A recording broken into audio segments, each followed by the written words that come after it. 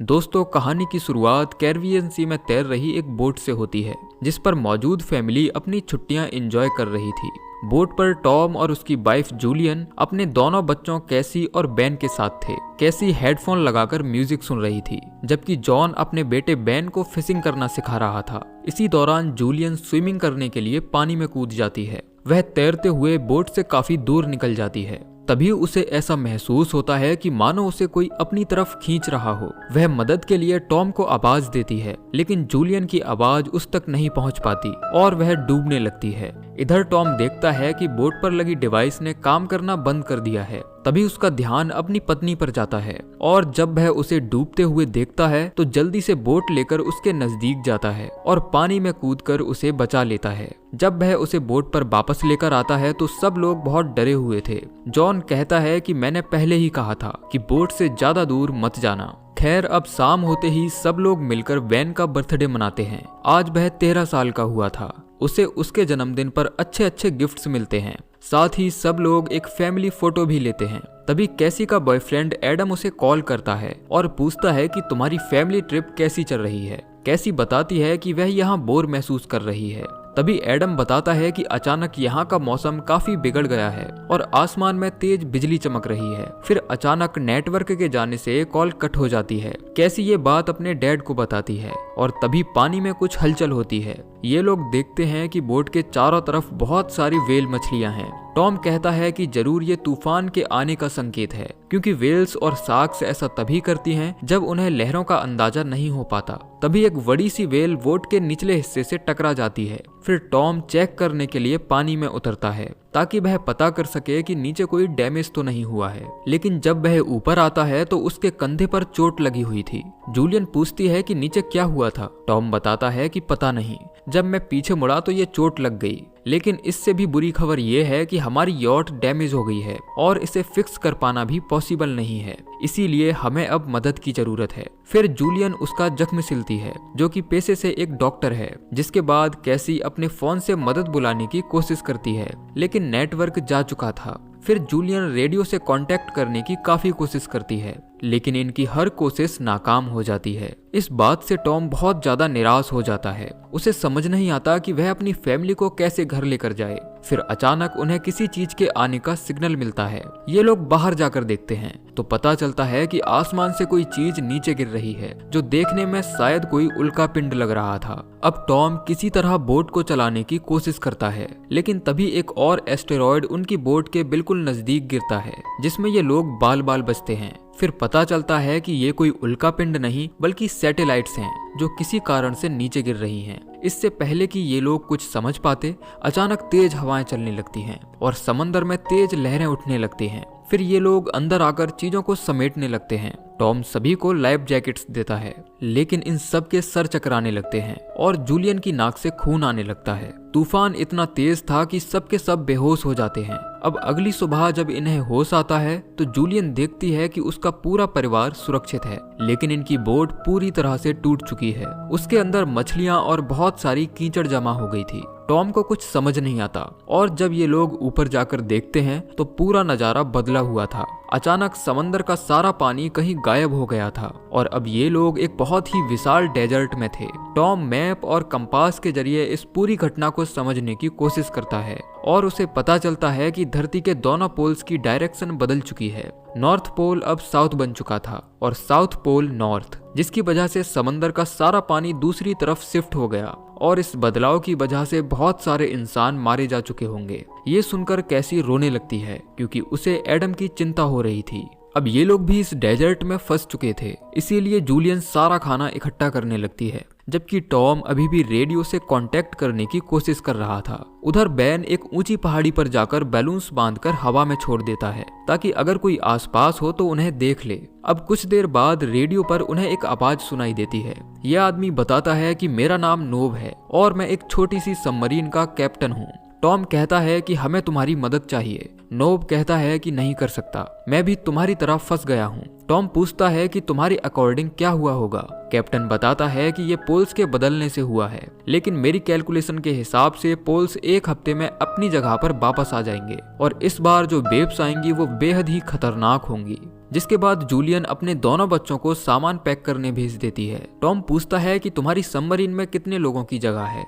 Knob बताता है कि मेरा एक साथी मारा जा चुका है, इसीलिए अब इसके अंदर 3 लोग आ सकते हैं। टॉम कहता है कि ठीक है, तो मुझे तुम अपनी लोकेशन बता दो ताकि मैं अपने दोनों बच्चों को सबमरीन तक ला सकूं। जूलियन भी अपने बच्चों को बचाने के लिए कैप्टन से रिक्वेस्ट करती है, जिसके बाद कैप्टन उनकी बात मान लेता है और उन्हें अपने लॉक्स बता देता है। टॉम उन बताए गए कोऑर्डिनेट्स को चेक करता है और कहता है कि हम तुम्हारे पास लगभग 3 दिनों में पहुंच जाएंगे। टॉम अपनी पत्नी से कहता है कि हम कल सुबह निकलेंगे क्योंकि अपने बच्चों को बचाना ही हमारी पहली प्रायोरिटी है। इसीलिए ये दोनों बच्चों को नहीं बताते कि सबमरीन के अंदर केवल 2 लोगों की ही जगह है। अब ये लोग बोट में ही रुककर रात गुजारते हैं और सुबह होते ही जूलियन खाने पीने का सभी जरूरी सामान इकट्ठा करने लगती है। तभी टॉम की नजर बोट की तरफ आ रहे एक आदमी पर जाती है जो दिखने में बहुत ही अजीब लग रहा था और उसके साथ एक डॉग भी था। फिर टॉम बोट से नीचे उतरता है और पानी लेकर मदद के लिए उस आदमी की तरफ बढ़ता है। जब टॉम उसे पानी ऑफर करता है तो वह एक बार में ही सारा पानी पी जाता है। टॉम उस आदमी से बात करने की कोशिश करता है लेकिन उसकी भाषा टॉम को समझ नहीं आती। फिर अचानक ये शख्स टॉम पर हमला करता है और चाकू मारकर उसकी जान ले लेता है। जूलियन भी वहां खड़ी रो रही थी लेकिन वह टॉम को बचा नहीं पाती। फिर वह मारने के लिए जूलियन के पीछे आता है, जिसके बाद वह दौड़कर बोट पर जाती है और उसके आने से पहले अपने दोनों बच्चों को छिपा देती है। साथ ही वह कैसी को एक फ्लेयर गन देती है और कहती है कि जरूरत पड़ने पर इसका इस्तेमाल करना। फिर वह खुद भी जाकर छिप जाती है और जब वह शख्स अंदर आता है तो देखता है कि यहाँ बहुत सारा खाना है, जिस पर वह किसी जानवर की तरह टूट पड़ता है। उधर जूलियन एक चाकू लेकर बोट से नीचे कूद जाती है लेकिन उस आदमी का डॉग जूलियन पर हमला कर देता है, जिसे वह मार देती है। फिर वह दूसरी साइड से चढ़कर बोट के अंदर आती है और तभी वह शख्स जूलियन पर हमला कर देता है। वह खुद को बचाने की काफी कोशिश करती है लेकिन ऐसा कर नहीं पाती, जिसके बाद कैसी उस पर फ्लेयर गन से हमला कर देती है, जिसकी वजह से बोट के अंदर आग लग जाती है। लेकिन ये तीनों जरूरी सामान के साथ बोट से बाहर आने में कामयाब हो जाते हैं। बेन अपने मर चुके पिता को देखकर रोने लगता है। तभी जूलियन देखती है कि वह शख्स अभी भी जिंदा है जो फिर से उनके पीछे आ रहा है। उसे अपनी तरफ आता देख वह अपने बच्चों को लेकर भागने लगती है और उनकी बोट एक तेज धमाके के साथ ब्लास्ट हो जाती है। अब ये लोग एक सुरक्षित जगह देखकर कुछ देर आराम करने के लिए रुकते हैं, लेकिन बेन अपने पिता की मौत के लिए खुद को दोषी मान रहा था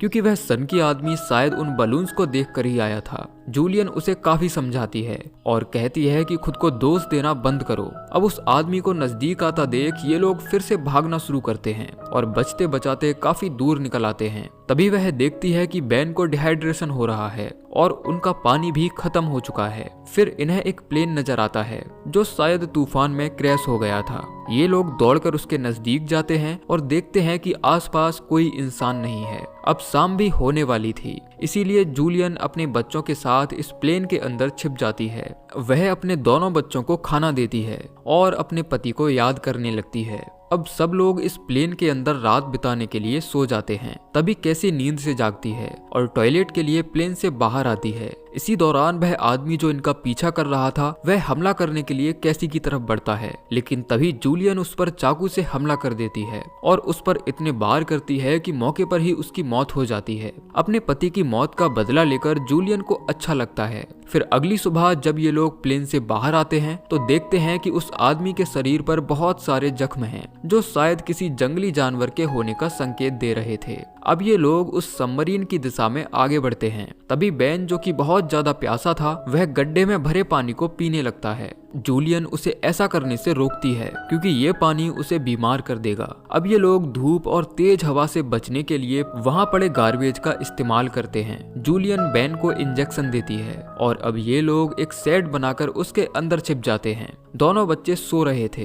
तभी जूलियन को कोई आवाज सुनाई देती है। वह बाहर जाती है और देखती है कि कुछ है जो तेजी से इनकी ही तरफ आ रहा है, जिसके बाद वह अपने दोनों बच्चों के साथ यहाँ से भागना शुरू करती है और ये लोग दौड़ते हुए एक शिप के नजदीक पहुंच जाते हैं जहाँ कुछ लोग कंटेनर्स से खाने पीने का सामान उठा रहे थे। जब ये लोग जूलियन और बच्चों को अपनी तरफ आता देखते हैं तो कंटेनर्स के भीतर छिप जाते हैं और खुद को लॉक कर लेते हैं क्योंकि बहुत सारे केकड़े इनका पीछा कर रहे थे। उनसे बचने के लिए ये तीनों कंटेनर्स के ऊपर चढ़ जाते हैं, लेकिन जूलियन जख्मी हो जाती है। उधर जितने भी लोग कंटेनर्स के भीतर छिपे थे, केकड़े उन सब पर हमला करके उन्हें मार देते हैं। अब अगली सुबह तेज धूल भरी आंधी चलने लगती है। जूलियन देखती है कि यहाँ बहुत सारे हथियार हैं। ये लोग उन्हें उठा लेते हैं। बेन गन को रीलोड करने लगता है, जबकि जूलियन अपने जख्म पर बारूद डालकर उसे जला देती है ताकि उसमें इन्फेक्शन न फैले। यहाँ इन्हें पीने के लिए पानी और बाकी जरूरी चीजें भी मिल जाती हैं। जूलियन को एक वॉकी टॉकी भी मिला था और अब वह सबमरीन के कैप्टन से बात करती है। वह पूछता है कि तुम लोग कहाँ हो। जूलियन कहती है कि हम लोग इस रेगिस्तान में कहीं भटक गए हैं और हमारा मैप भी गुम हो गया है, इसीलिए डायरेक्शन का पता लगा पाना मुश्किल है। कैप्टन बताता है कि मेरे ऊपर भी इन्हीं क्रिएचर्स ने हमला किया था और अब मेरी हालत काफी नाजुक है, इसीलिए तुम लोगों को जल्दी करनी होगी क्योंकि समंदर वापस आने वाला है। फिर वह अपनी फ्लेयर गन से हवा में फायर करता है, जिसे बेन देख लेता है। अब इन्हें सबमरीन की लोकेशन का पता चल चुका था और सब लोग उसी डायरेक्शन में आगे बढ़ते हैं। कुछ दूर चलने के बाद इन्हें सबमरीन दिखाई देती है, लेकिन वहां तक पहुंचने के लिए इन्हें बड़ी बड़ी खाइयों को पार करना पड़ेगा।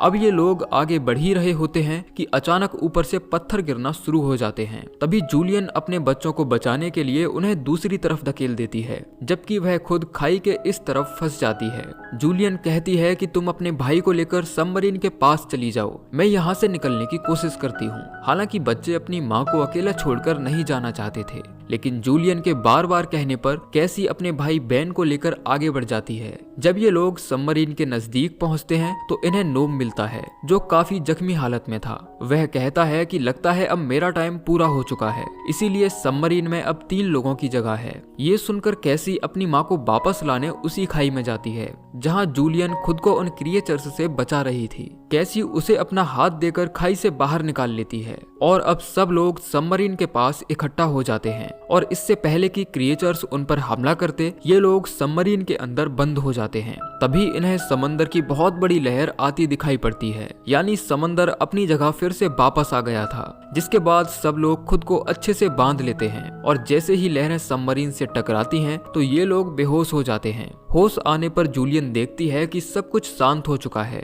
और सबमरीन किनारे पर आ गई है। जब ये लोग बाहर आते हैं तो देखते हैं कि इनके सामने खंडहर बन चुका शहर है, जिसे इस तूफान ने पूरी तरह नष्ट कर दिया था, लेकिन खुशकिस्मती से ये लोग जिंदा बच गए थे। और इसी के साथ ये मूवी एंड हो जाती है। तो दोस्तों, ये थी कहानी सर्वाइव मूवी की, जो जरूर आपको पसंद आई होगी। बाकी आप लोग हमें कमेंट करके बता सकते हैं। मिलते हैं अगली वीडियो में, तब तक के लिए जय श्री कृष्ण।